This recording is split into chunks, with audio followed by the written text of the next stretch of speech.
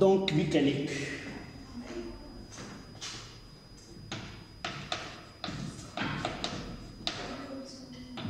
On continue pour la loi ou les lois de Newton, mais cette fois-ci c'est application. Application des lois de Newton.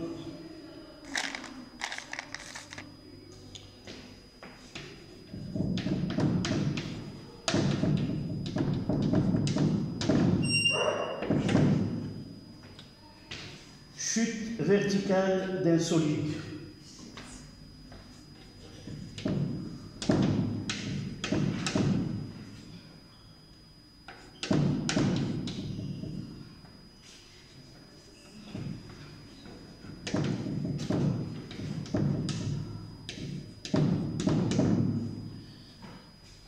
D'accord.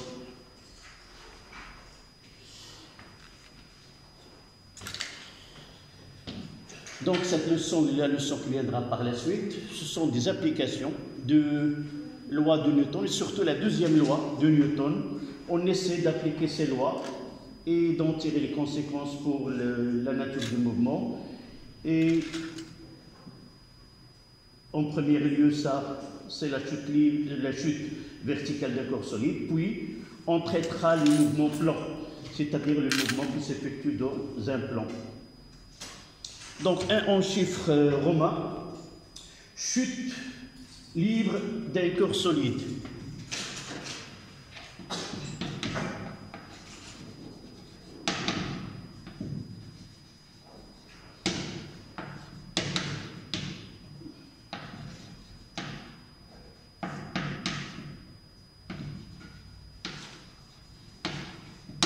Chute libre d'un corps solide.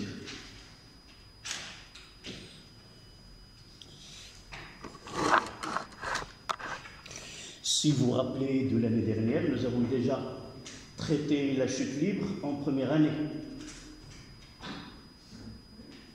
La chute libre, non? Comment? قل لي العقل شنو عقلين وفين قريناه؟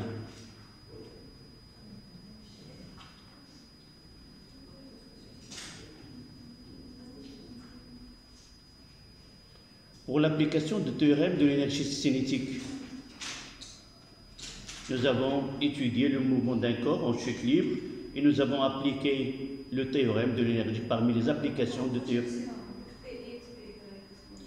1 demi mv carré moins 1 demi mvb au carré moins 1 demi mvb au carré est égal à mgh.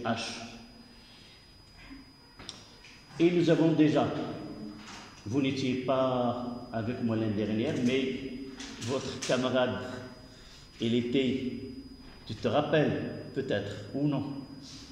Nous avons défini c'est quoi la chute libre? Oui, c'est quoi la chute libre?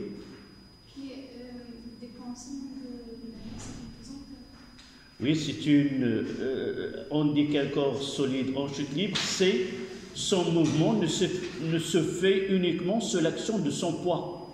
La seule force qui s'exerce sur le corps, ça sera le poids.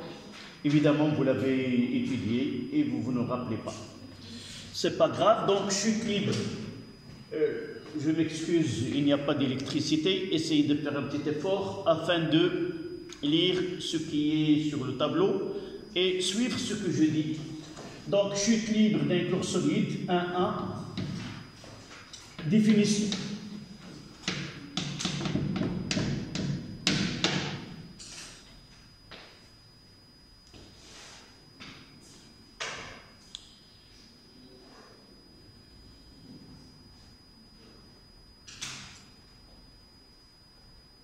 D'accord?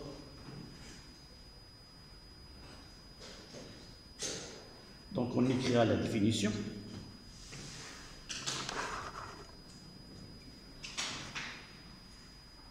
Un corps solide.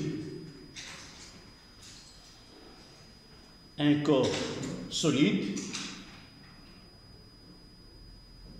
et en chute libre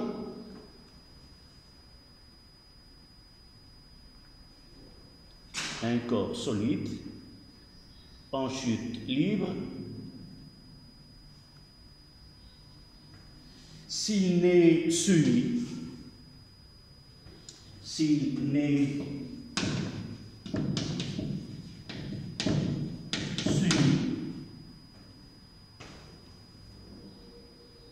qu'à son poids.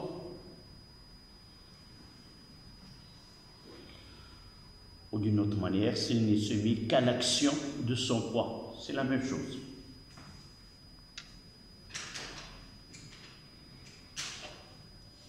Et c'est quoi le poids?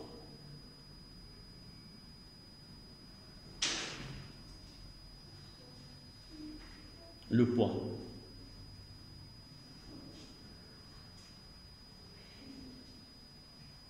Quelle est son expression? P est égal à quoi? M fois G. M c'est quoi? C'est la masse du corps solide. Et G, l'intensité de pesanteur. Le poids, c'est le résultat de l'interaction entre un corps solide de masse M et la Terre. Entre la Terre et tout autre corps solide de masse M s'exerce une interaction mutuelle, on l'appelle les interactions gravitationnelles. Les deux forces exercées mutuellement en même intensité, même direction et de sens opposé. Et en supposant que la rotation de la Terre autour d'elle-même est négligeable, dans ce cas-là, au lieu de parler de la force de gravitation, on parle de la pesanteur. Donc le poids, c'est M fois G. On va essayer de définir les caractéristiques, le point d'application, la direction et le sens. À la ligne, le poids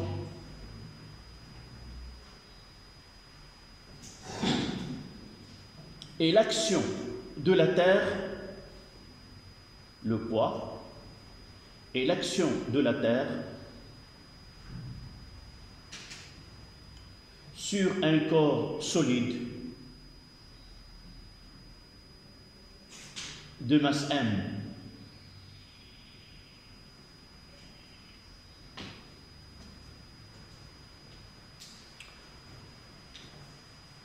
Dont l'intensité P est égale à M fois G. Dont l'intensité et P est égale à M fois G. M, c'est la masse du corps solide.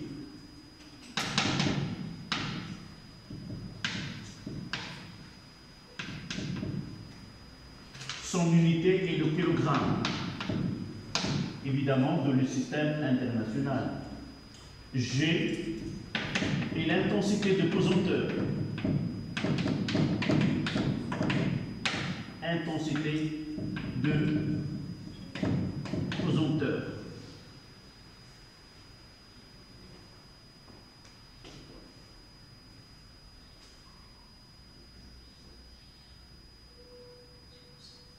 D'accord? Son unité, nous l'avons déjà. Soit qu'on le note le newton, kilogramme moins 1, soit on le note, c'est le mètre seconde moins 2. Et on lui donne une autre appellation, au lieu de dire l'intensité de pesanteur, d'après son unité, on l'appelle l'accélération de pesanteur. C'est la même chose. C'est ça ce qu'on va voir dans cette leçon, accélération de la pesanteur.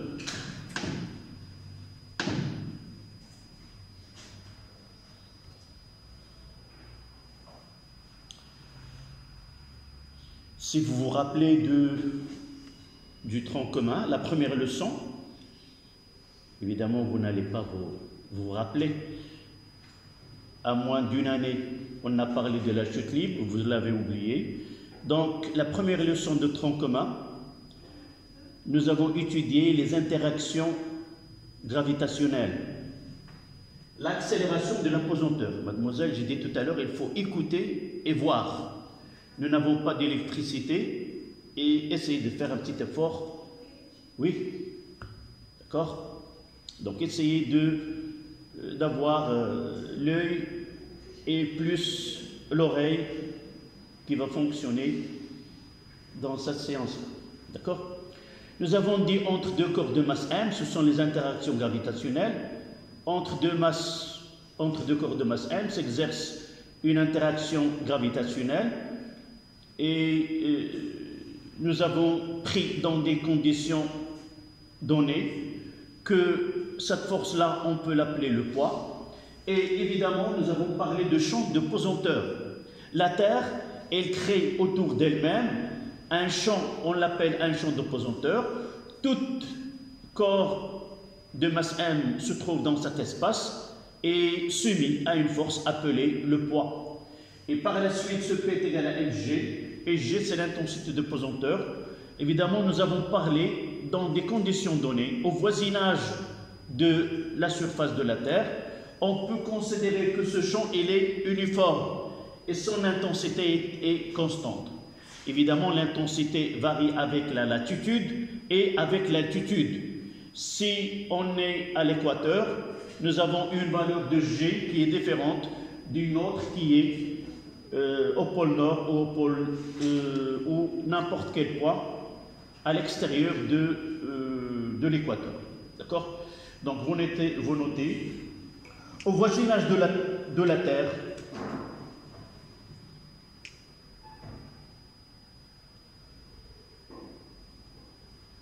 on peut considérer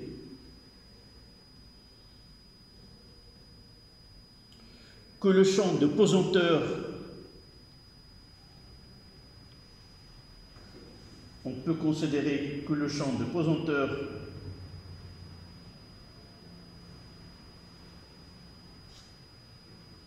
est constant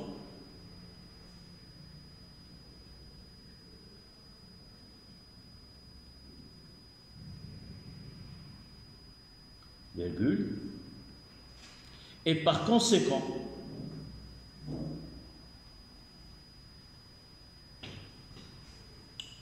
on peut dire que le poids P en vecteur, on peut dire que le poids P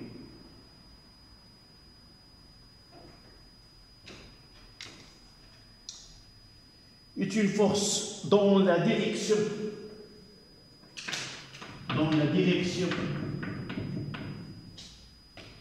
est verticale, dans la direction est verticale, le sens de haut vers le bas,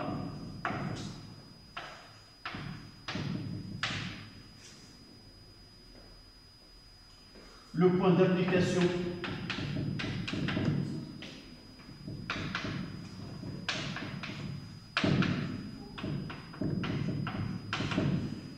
quel est le point d'application?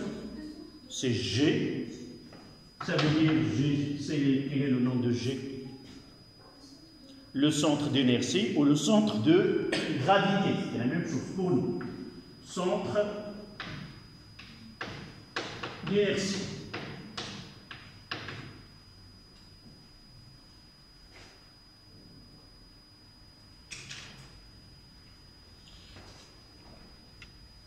Donc, à la ligne,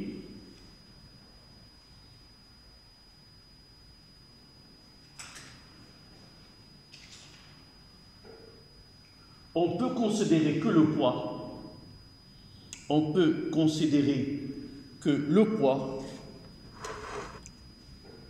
est localement constant.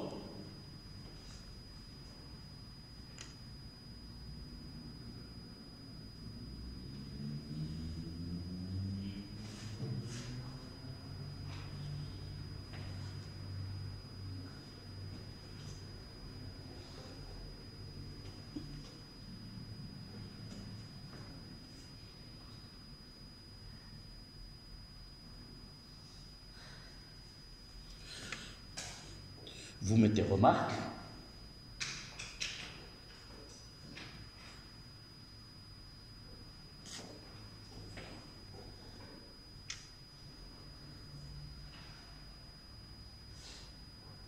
La trajectoire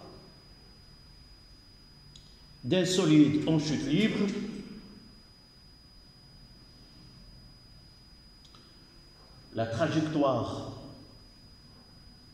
d'un corps solide en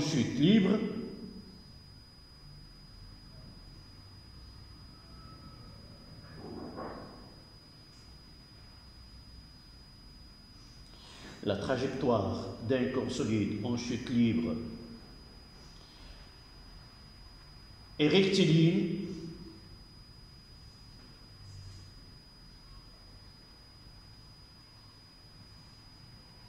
on dit que le solide est en chute libre verticale. On dit que le solide est en chute libre verticale.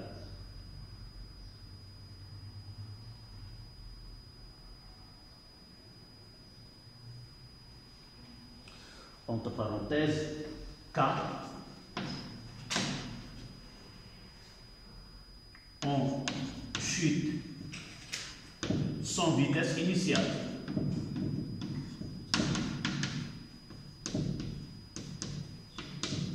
Ça, c'est un cas particulier, on verra d'autres cas. En chute libre sans vitesse initiale.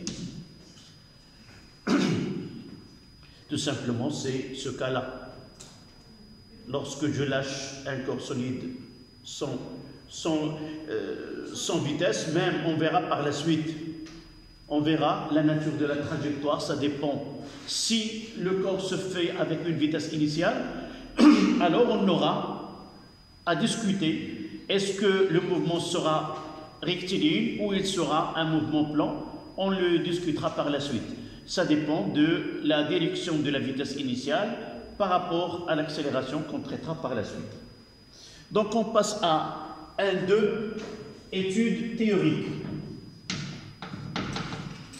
Études théoriques.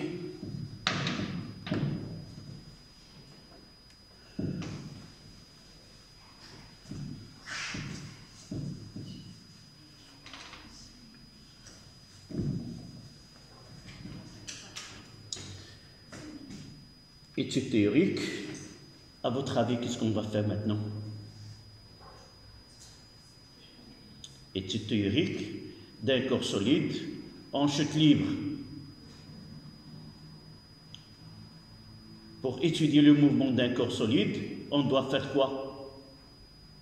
La première des choses, choisir un référentiel. Et ce référentiel doit être galiléen, afin que les lois de Newton soient applicables. Évidemment, à ce référentiel, on va avoir un repère sur lequel on va étudier ou faire la projection de la deuxième loi de Newton. D'abord, on va discuter, nous avons parlé de loi de la chute libre, c'est-à-dire que le corps n'est soumis qu'à son poids. Mais si vous vous rappelez, durant l'étude en première année, nous avons discuté que généralement, mouvement uniquement sous l'action du poids, en pratique, ce n'est pas réalisable. L'exemple que je fais tout à l'heure, là, est-ce que vraiment ça donne, elle est en conformité avec la définition de chute libre? Là, ce corps-là, il est en mouvement dans quoi? Au voisinage de la Terre. Au voisinage de la Terre, il y a quoi? Il y a l'air. D'accord? Et par la suite, un corps qui se déplace dans l'air, il va être soumis à des forces. D'abord, on va le revoir par la suite, il y a deux actions. L'air peut exercer deux actions. C'est de la matière. Et par la suite, il y a un contact entre l'air et le corps solide. Et ce contact, il va générer deux types de forces. La première, c'est force de frottement. Imaginez-vous en mouvement dans une rue où il y a plusieurs personnes et ces personnes-là vont te bousculer. c'est-à-dire il y avait de contact, donc ils vont influencer ton mouvement. Et aussi l'autre force, c'est, là aussi vous l'avez étudié en tronc commun, c'est la poussée d'Archimède. Tout corps en mouvement ou en contact d'un fluide, qu'il soit liquide ou gaz, il est soumis à une force qu'on appelle la poussée d'Archimède. Donc, pour dire qu'un corps solide est chute libre, il faut avoir des conditions dans lesquelles on peut négliger l'action de l'air sur ce corps solide et ne garder que l'action de la Terre sur ce corps solide. Comment? D'abord, l'air, on peut rendre négligeable si le corps, ou d'une façon générale, un fluide, si la masse volimique du corps solide elle est très grande devant celle du fluide, et si le corps a une forme aérodynamique. Lorsque le corps il a une forme aérodynamique, alors dans ce cas-là, l'action de l'air, on peut la considérer comme négligeable. Là, je vous ai parlé de l'expérience de Galilée. Galilée, il a fait une expérience dans laquelle il a montré aux gens que deux corps de masse différentes peuvent avoir le même. C'est la première étude qui a été faite, c'est par Galilée.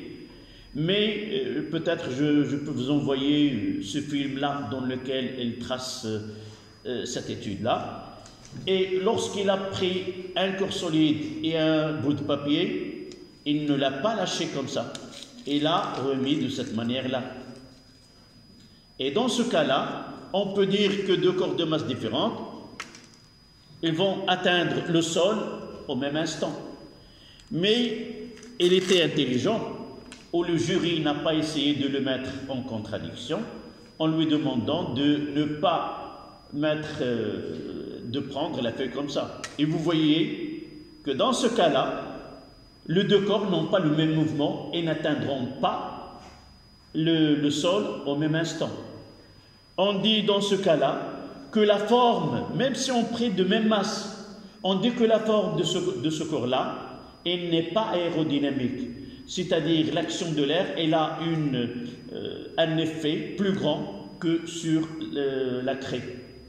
Donc, si nous voulons traiter le cas d'un mouvement en chute libre, il faut que d'abord les altitudes de chute, la hauteur de chute ne doit pas être très grand, et il faut que le corps solide ait une forme aérodynamique, c'est-à-dire que l'action de l'air va être minimisée. Et l'autre cas, c'est que la masse volimique du corps elle est très grande devant le liquide.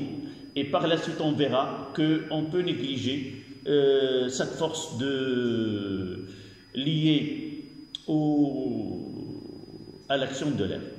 Aussi, il faut noter que la vitesse de chute de ces corps-là doit être plus petite afin de minimiser l'action, la force de frottement due au fluide. Donc, à la ligne, vous notez.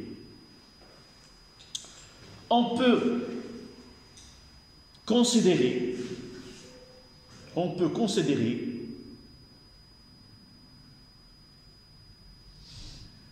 que le mouvement d'un corps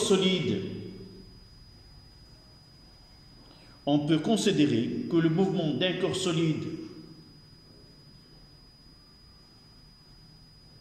dans l'air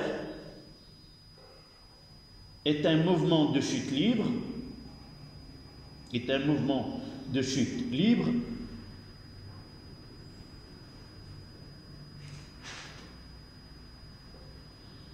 si on travaille dans les conditions suivantes.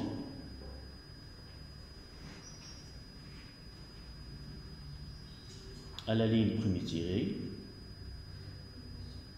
si on travaille dans les conditions suivantes.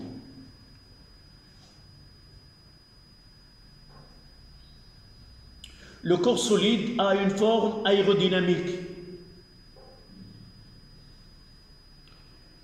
Le corps solide a une forme aérodynamique.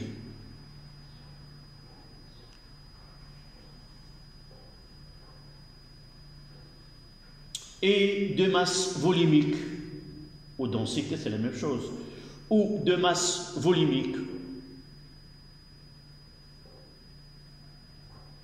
très grande devant celle du fluide, de l'air. Nous avons parlé de l'air.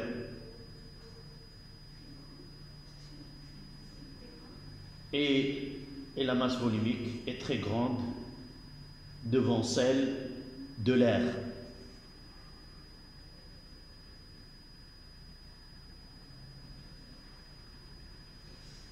Et travailler à des hauteurs de chute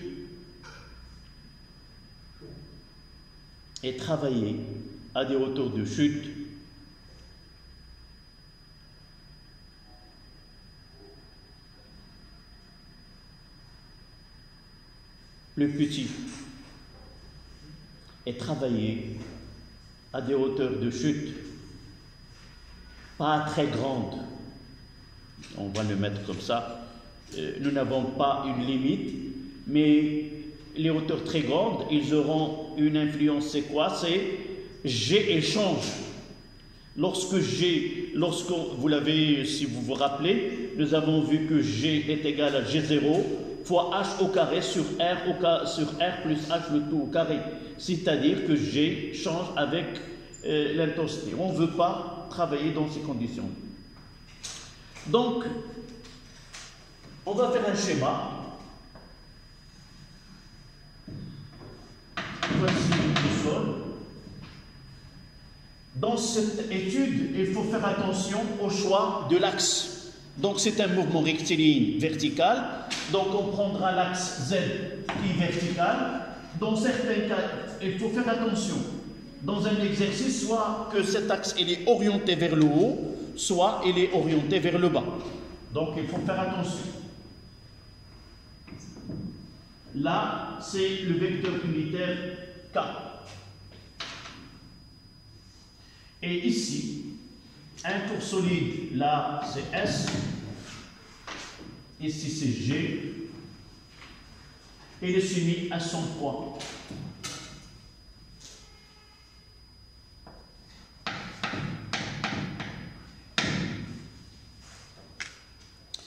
Évidemment, la trajectoire, c'est la verticale, passons par G, et là, voici la trajectoire.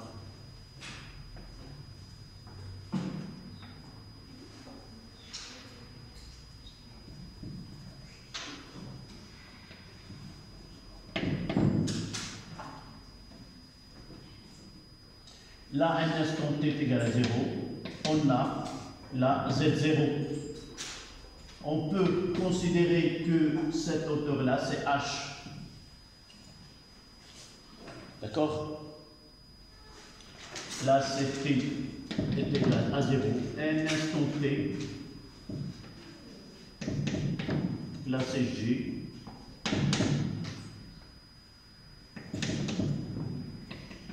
Là, c'est Z.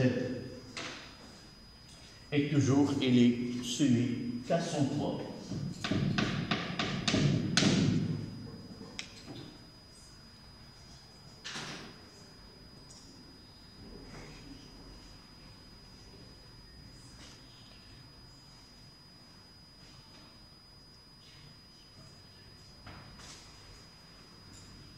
Donc, deuxième application de la deuxième loi de Newton.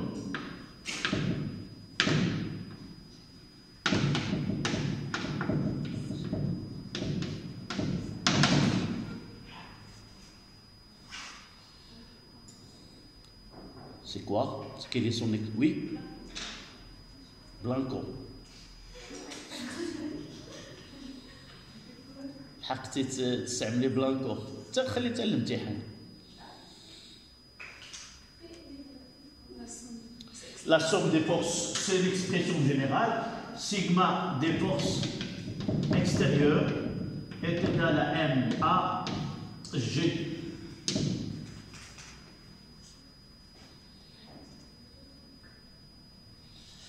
Et puisque la chute libre,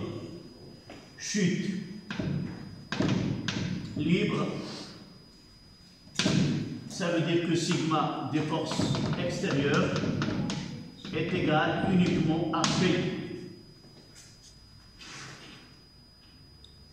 Et de là, on écrira P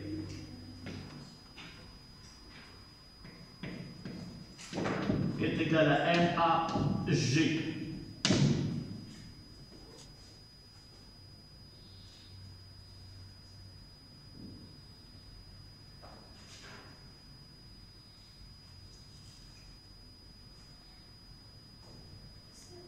Oui. Oui, lorsque j'écrirai MG, c'est l'étape suivante. Donc là, MG est égal à MAG. Et de là, on arrive à écrire que AG est égal à G. Et de là, vous voyez que le nom, autre nom qu'on donne à G, c'est une accélération de l'apesanteur. D'accord? G, accélération, le vecteur accélération.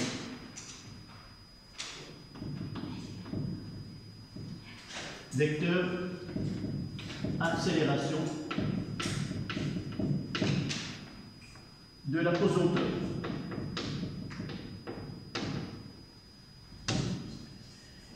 Et de là, ce que nous avons écrit tout à l'heure, l'unité de G, c'est le newton.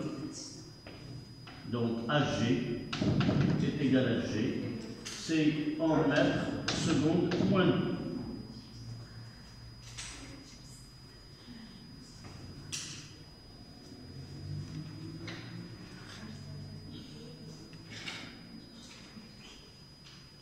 Nous avons dit, dans une région donnée, nous avons considéré que le champ de pesanteur est uniforme localement, c'est-à-dire ici au laboratoire, on peut considérer que G est constante. Et par la suite, tout mouvement d'un corps solide au laboratoire, il aura une accélération qui est égale à la valeur de la pesanteur du laboratoire, et le mouvement sera mouvement rectiligne, uniformément accéléré ou varie d'une façon générale. D'accord? Là est égal à une constante.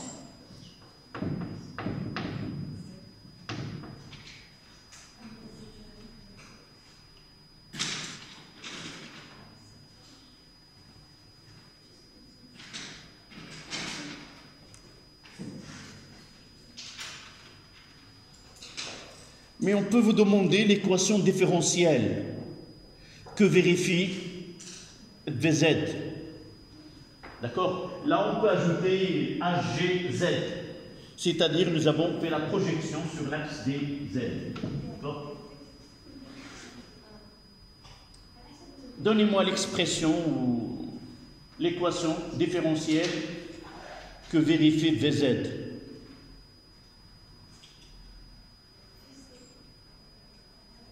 C'est quoi une équation différentielle? C'est une équation qui lie théoriquement la fonction avec ses dérivés. Il suffit de faire manifester une dérivée ici. C'est d de Vz. Donc d de Vz sur dt moins g est égal à 0. Voici l'équation différentielle que vérifie Vz. Oui, j'ai ramené de ce côté-là.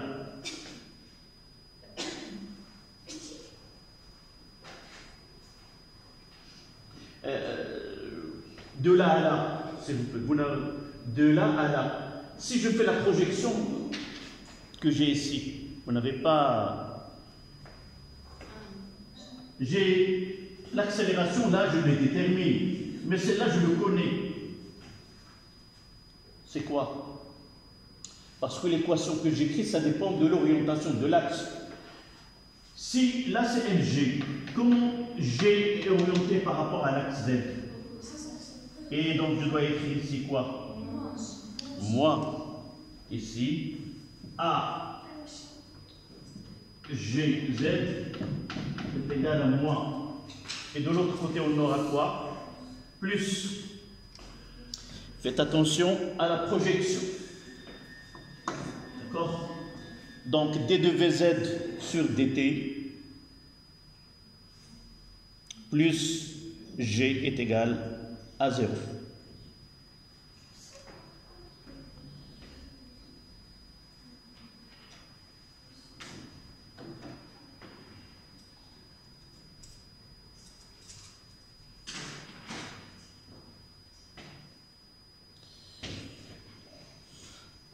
Alors, comment détermine-t-on la fonction v de t, vz de t? Là, expression de vz de t. Oui. Non, qu'est-ce que tu vas faire? C'est Ramadan. Non. On a déjà 45 minutes. D'accord? 5 minutes, ça devient 10 minutes. On est loin de la cour. Donc pendant le Ramadan, on ne fait pas de récréation, sauf s'il y a une force majeure. Donc, donnez-moi l'expression de... À partir de cette équation, d de vz sur dt est égal à moins g. On va chercher la fonction primitive. Donc, pour arriver à dz de t, la dérivée d'une fonction qui est égale à une constante, c'est une fonction qui est affine. Donc, c'est moins g fois t plus v0z.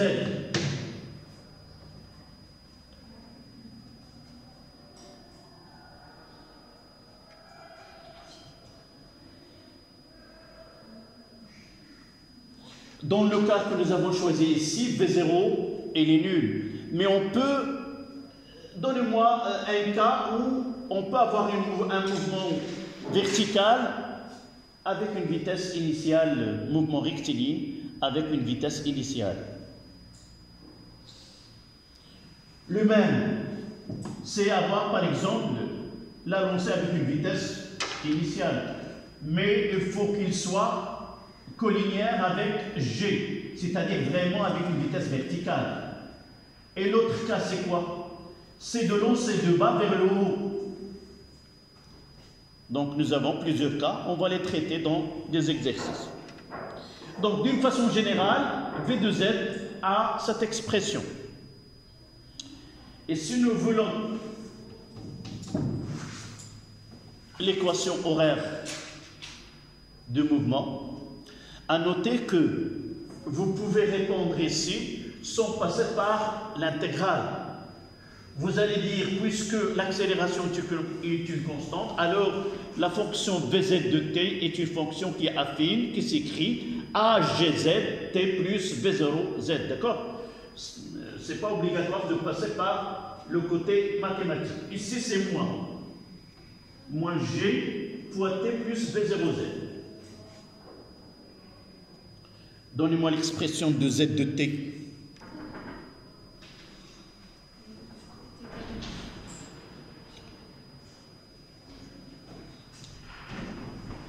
Ça, nous le connaissons.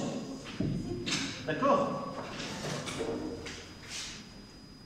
Pour un mouvement rectiligne uniformément varié, qu'est-ce que nous avons dit? Essayez de me donner un petit résumé du mouvement rectiligne uniformément varié.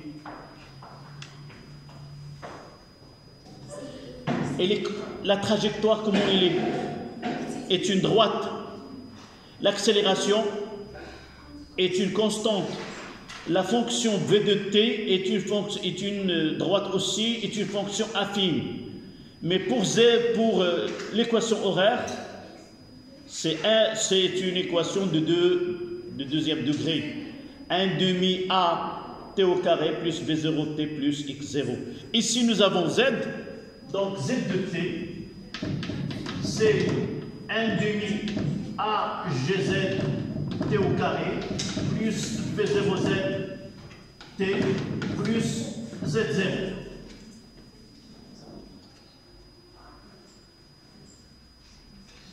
On va prendre ce cas-là, V0Z est égal à 0, et AGZ, dans ce cas-là, c'est moins G, et Z0 est égal combien? Ça, Z0 de là à là, c'est quoi? C'est H. Donc, on aura Z de T est égal moins G sur 2 fois T au carré plus H.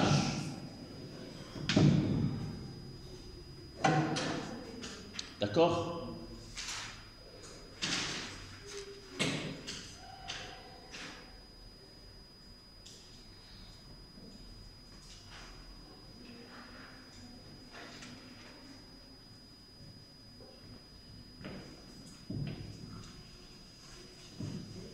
Si on veut demander le temps de chute,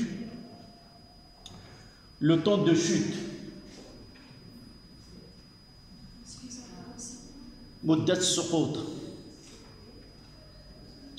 c'est le temps d'aller de cette position au sol. Au sol, combien il Z?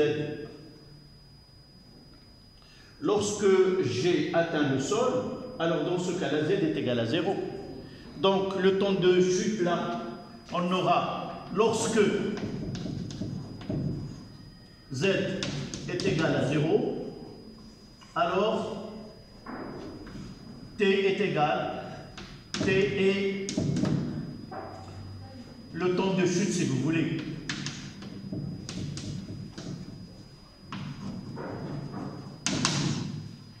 C'est l'instant où le corps atteint le sol.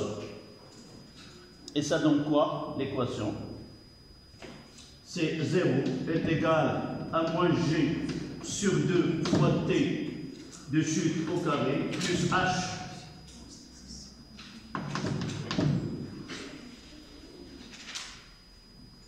Et on aura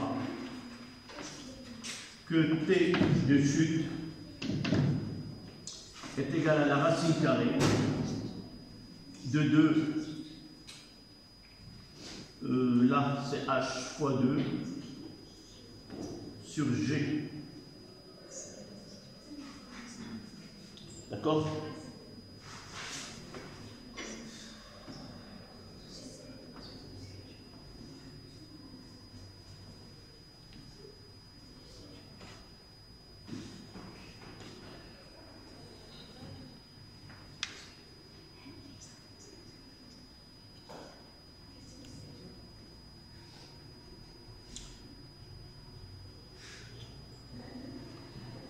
Donc on va mettre une petite remarque à propos de l'orientation du corps de l'axe Z. Lorsqu'on change l'orientation, d'accord? Remarque.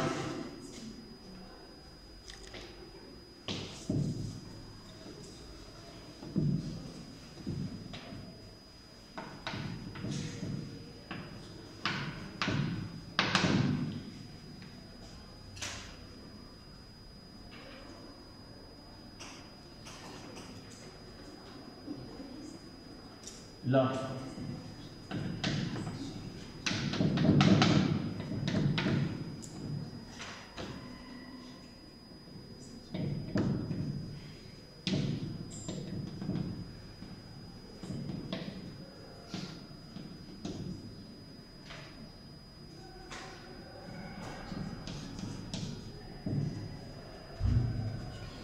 Donc vous allez me donner les grandeurs cinématiques dans ce cas-là. Là, c'est Z.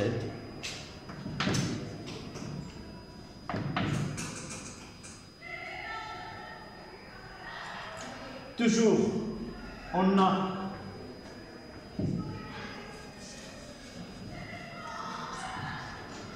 AG est égal AG, HGZ est égal à quoi? Dans ce cas-là, plus G, je vais mettre plus pour mettre la projection, et VZ de P est égal G fois T plus V0Z, et Z de T, ça sera plus 1 demi GT au carré plus V0Z fois T plus Z0.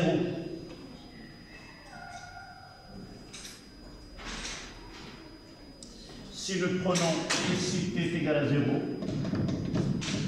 l'origine des temps lorsque G coïncide avec O, on aura, et nous considérons que V0Z est égal à 0. Dans ce cas-là, Z, ça sera G T au carré sur 2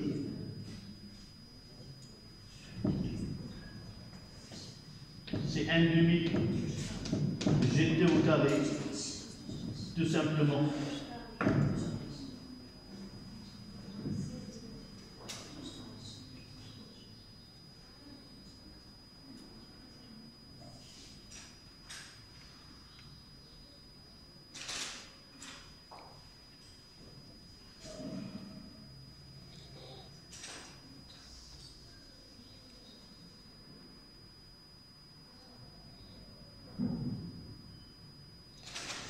Peut-être on verra par la suite un exercice dans lequel on va étudier la chute d'un corps d'un point donné vers le haut.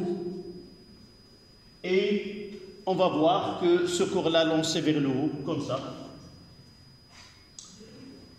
le mouvement s'effectue en combien de phases? Celle-là. 2 phases. La première, comment il est? C'est ascendante, suivi d'un mouvement descendante. La première, comment il est? Quelle est la nature de ce mouvement? La première phase, elle est d'un point là, et elle arrive à un certain point. Comment est la vitesse de ce corps-là dans la première phase? Le dernier point de cette étape-là. Il va s'annuler. Puisqu'il va revenir, sûrement la vitesse va s'annuler. Donc, essayez de me donner comment peut-on qualifier le mouvement ascendant. Est-ce qu'elle est accélérée ou retardée? Et le mouvement de retour, est-ce qu'elle est accélérée ou retardée? Donc la remarque, nous avons pris ce corps-là. La deuxième, ici, nous avons lancé avec une vitesse V0. Un corps vers le haut.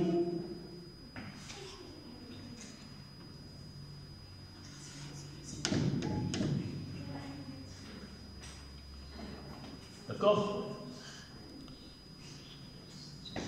On va essayer de faire un petit schéma. Là, c'est Z. C'est une chute libre. L'accélération, c'est quoi? Qu'elle soit ascendante ou descendante, l'accélération, c'est G, toujours.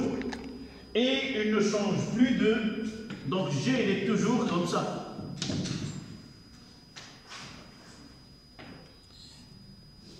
Là, c'est la première phase.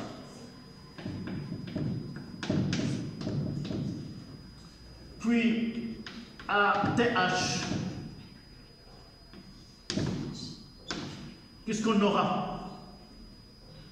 VZ est égal, VZH est égal à 0. Puis, un autre mouvement qui va s'effectuer ici. Là, c'est la deuxième phase.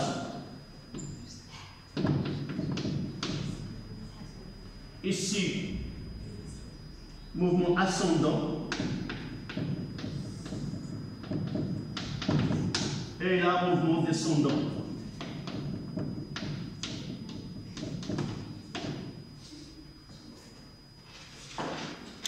Toujours, j'ai G ici.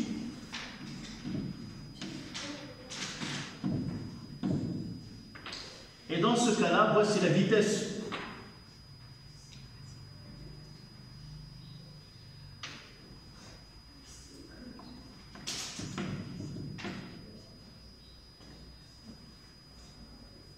D'accord?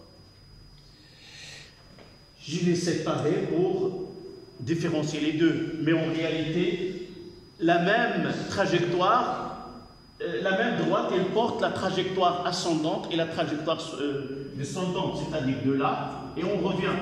Sauf pour différencier. Donnez-moi le produit G fois A. G fois V0. Comment il est dans cette première phase? Uniquement le signe. Comment V0 et G? De sens opposé. Donc le produit scalaire est négatif. Comment on le sait? Un produit scalaire, c'est quoi? C'est le module de G fois l'intensité de G fois l'intensité de V fois le cosinus de l'angle entre les deux. Mais V est comme ça. Et l'angle est de 180. Cosinus de 180, c'est moins 1. D'accord? Ce qui n'est pas le cas dans notre... Donc, le mouvement est rectiligne uniformément retardé. Et là, G fois V, Z est supérieur à 0. Et le mouvement est rectiligne uniformément accéléré.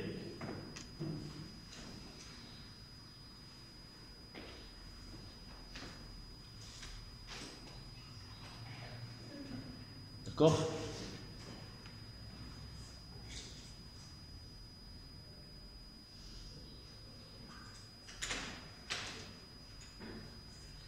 On va mettre un exercice d'application.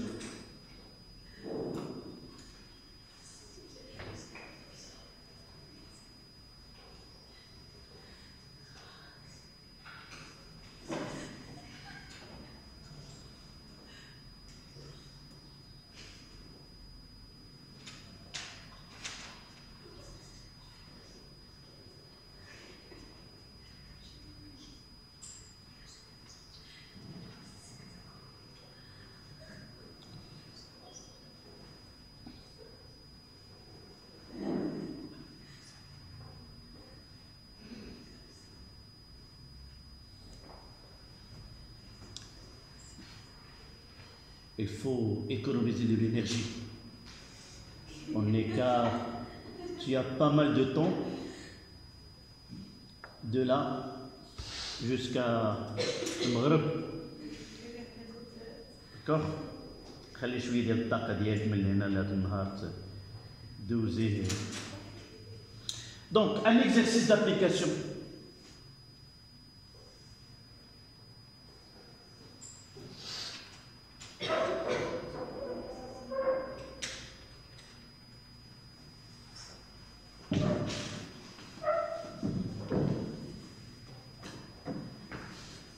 Un 3, exercice d'application.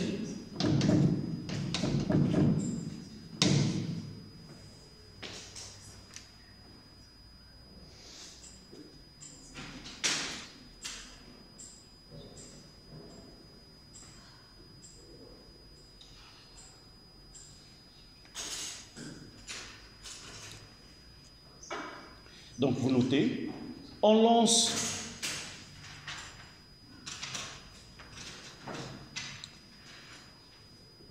on lance un corps solide. On lance un corps solide de masse M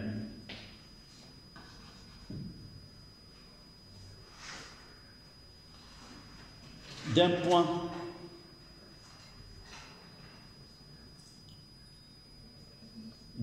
O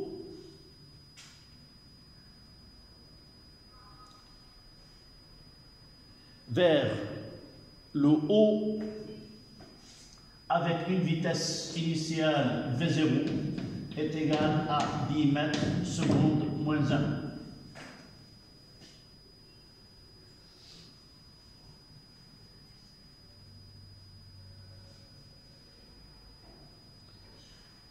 Virgule. On néglige l'action de l'air sur le corps solide.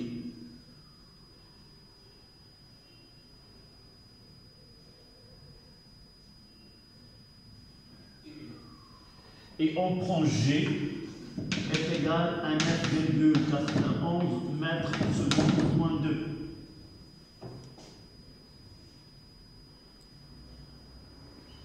Voici le schéma.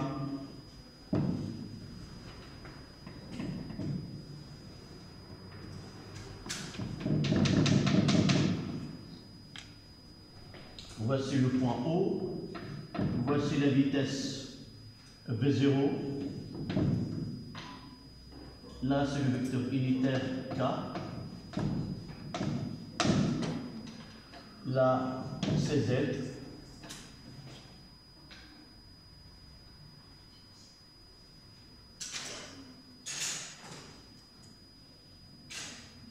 Première question.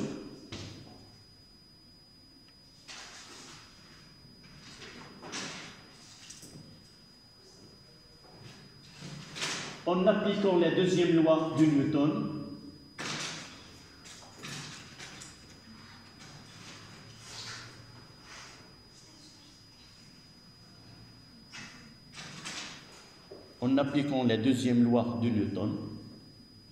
établir l'expression dz de t et zg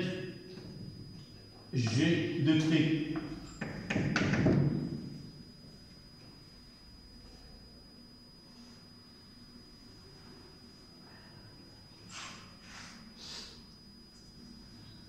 C'est la première question.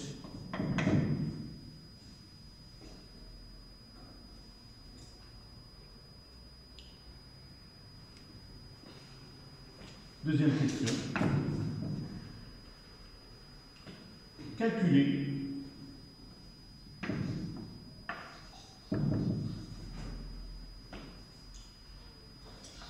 ZH, le plus haut point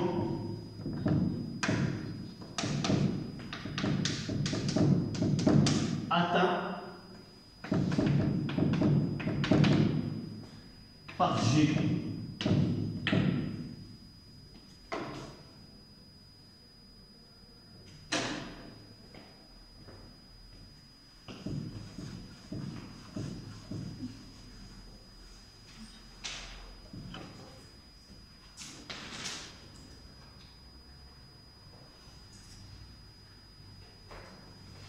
Troisième question.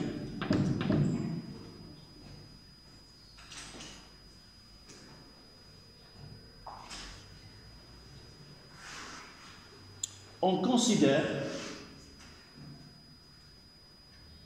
lors de retour du corps solide vers le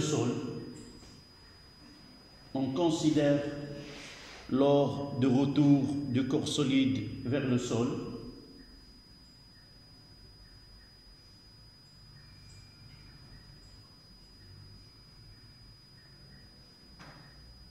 le point H comme origine, le point H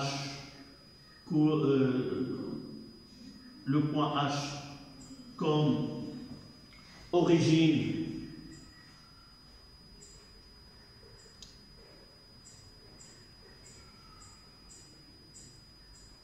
de temps, origine des temps, c'est-à-dire AZ est égal à H, nous avons T est égal à 0.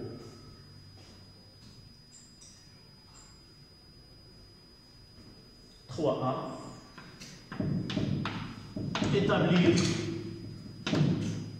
Z de T lors du retour du S du corps solide.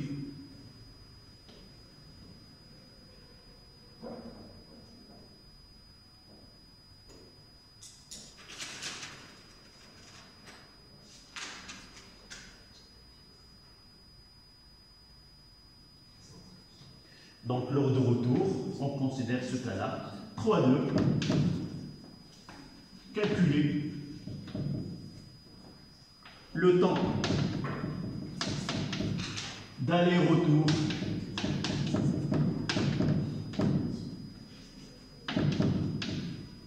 d'aller et retour du S du corps solide.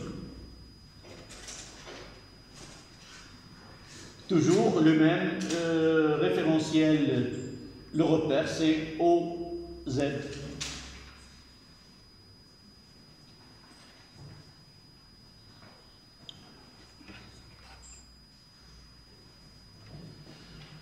Voilà.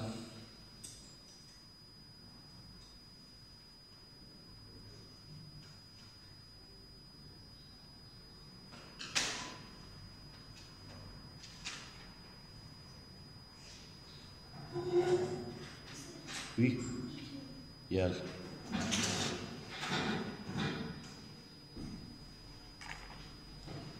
Donc la première partie c'est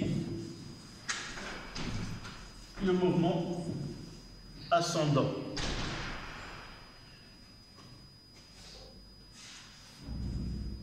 الناجي رشقلك ياك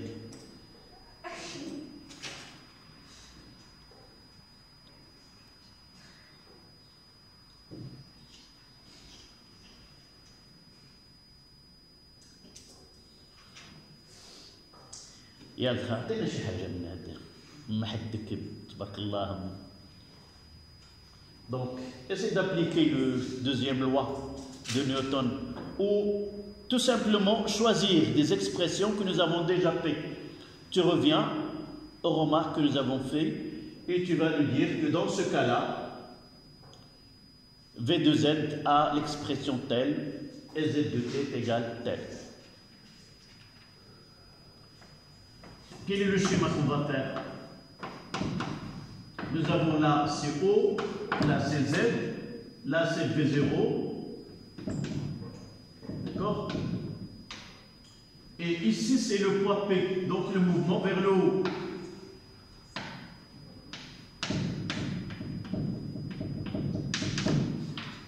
Et G où? Voilà G.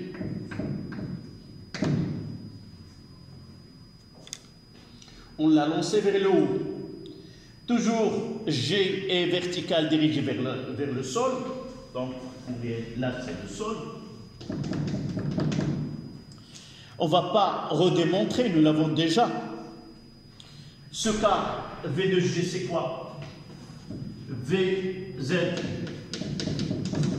c'est le sens inverse. Là, c'est moins G. Fois T plus V0Z. Nous l'avons fait juste un moment. Et Z de T, là, on ne le redémontre pas parce qu'on vient de le faire. C'est un exercice d'application. Mais dans un exercice, vous devez faire ce que nous avons fait tout à l'heure. Vous allez mettre deuxième loi, somme des forces extérieures est égale. Là, on applique. Donc, ça sera moins 1,5 G T au carré plus V0 Z fois T plus Z0. On va essayer maintenant de faire des valeurs numériques. V de Z, c'est quoi maintenant? C'est moins 9,81 fois t plus 10. L'unité, c'est le mètre seconde moins 1. Nous avons sur 2. Là, moins 9,8A sur 2, c'est-à-dire, c'est combien?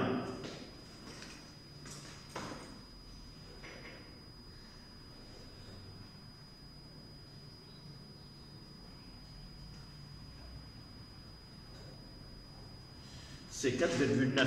On prendra 4,9. C'est moins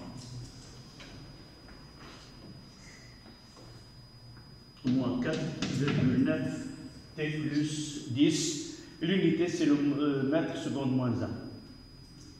Et z de t, ça sera moins 4,9. Ce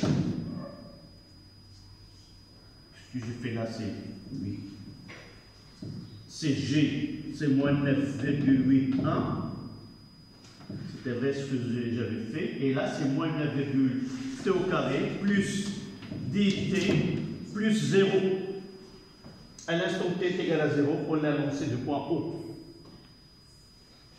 Voici les deux expressions.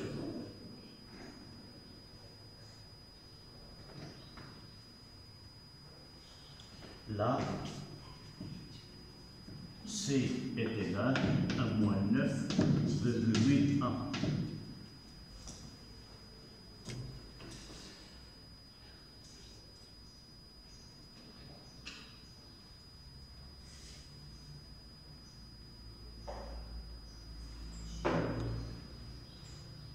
Comment on calcule cette hauteur de la plus haute point atteint par le centre d'inertie de ce corps-là? Quels sont les qu'on va écrire? Deuxièmement, A, Z, A, H, qu'est-ce qu'on a? VZ. H est égal à 0. Le plus haut point, c'est le point où la vitesse du G est nulle. Et de là, on tire T de H. T de H, c'est 10 divisé par 9,81. On donne 0, on fait passer 10 de l'autre côté, c'est moins 10. C'est moins 10 divisé par moins 9,91, c'est-à-dire c'est 10 divisé par 9,81. Donc 10 divisé par 9,81. 1,02.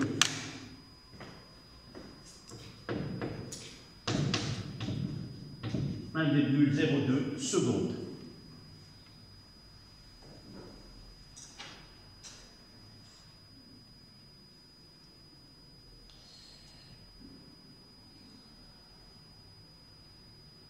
Et de là, on va l'injecter dans Z.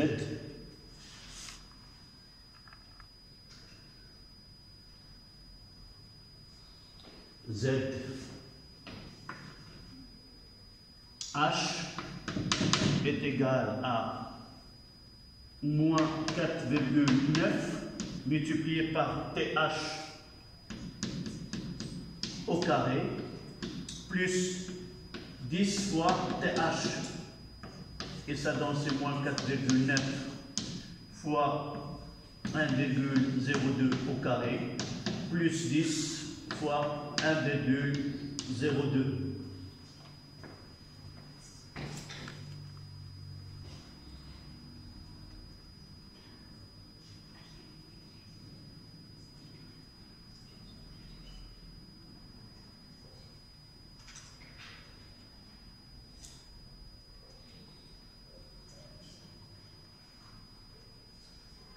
Et ça donne 5,1.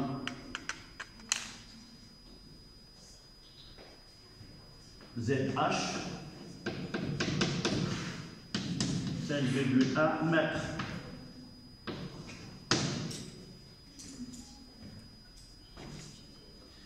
Donc ce corps-là, il va atteindre, il va monter jusqu'à le point H, d'ordonnée Z est égal à 5,1 mètres.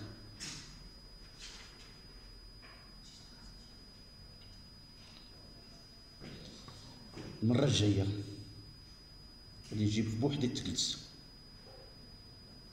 ديال لا سول فاسون باش داك اللسان ديالك ما يخدمش. شنو؟ لا انت اللي كتهضر معايا ما تهضرش.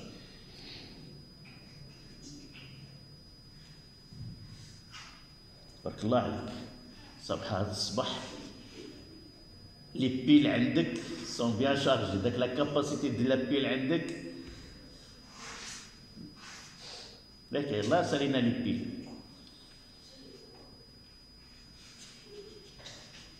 Yalla, la deuxième question, c'était quoi?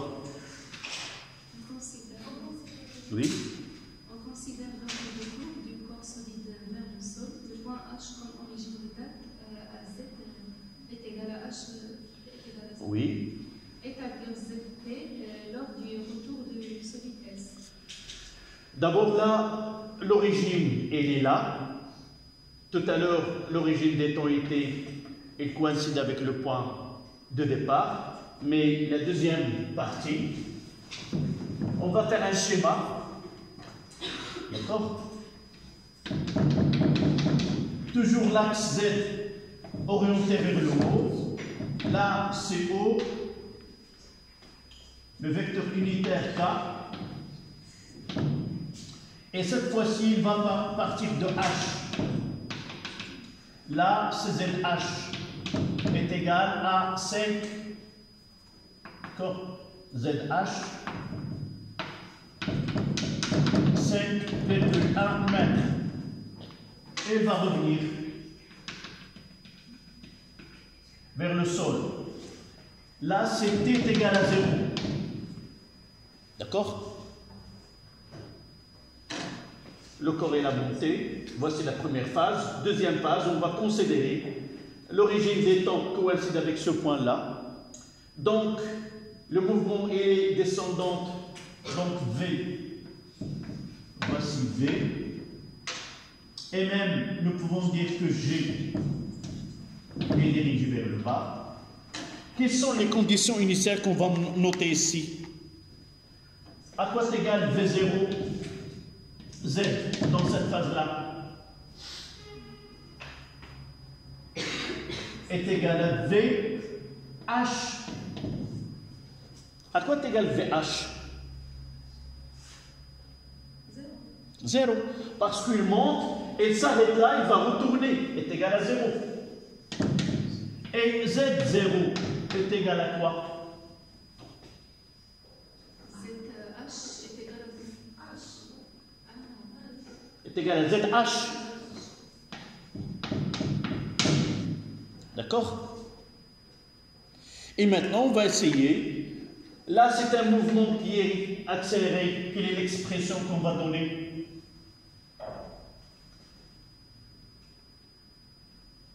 D'accord? Ici, deuxième loi. P est égal à M à G. Donc, HGZ est égal à quoi ici? Même la projection de P, c'est moins mg.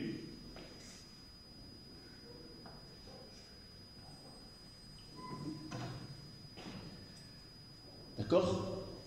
C'est moins g. Vous voyez que g il est toujours dirigé vers le bas, que le mouvement soit ascendant ou le mouvement soit descendant. Pour dire est-ce qu'il est accéléré ou non, il faut faire le produit scalaire de V avec G. D'accord? Donc, qu'est-ce qu'on aura? VZ. Donnez-moi VZ maintenant. Là, c'est une constante pour faciliter. Donc, c'est AGZ T plus V0 Z.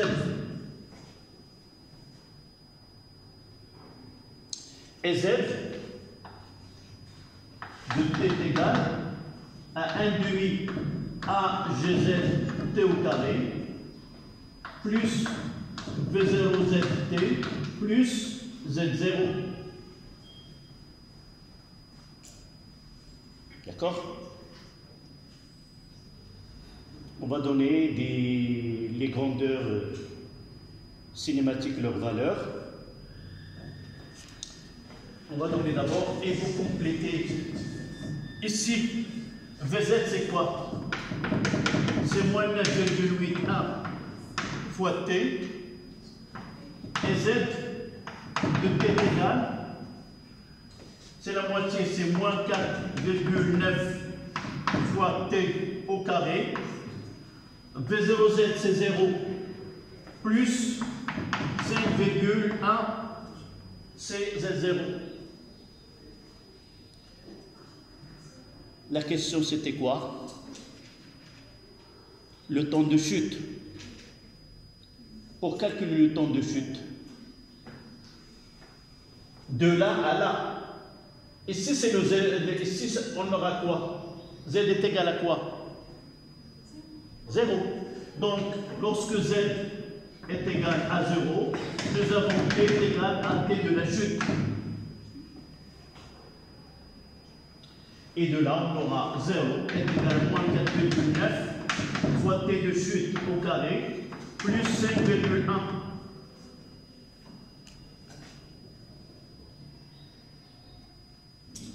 Et on aura t de chute égal, c'est 4,5 divisé par 4,9 à la puissance 1,5.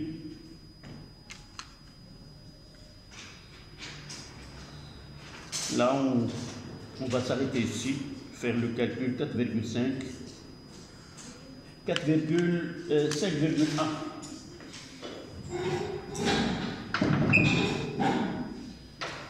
D'accord? 5,1 divisé par 4,9, on fait la racine de 1,04.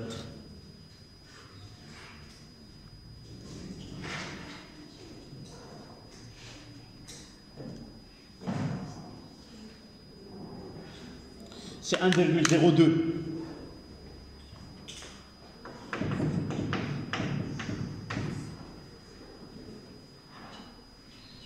Et c'était quel est le temps de la montée?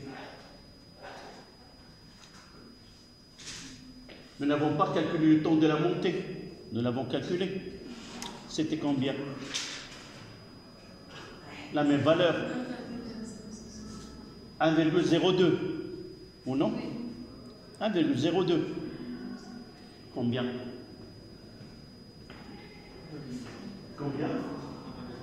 1,2. C'est l'exercice, la question précédente.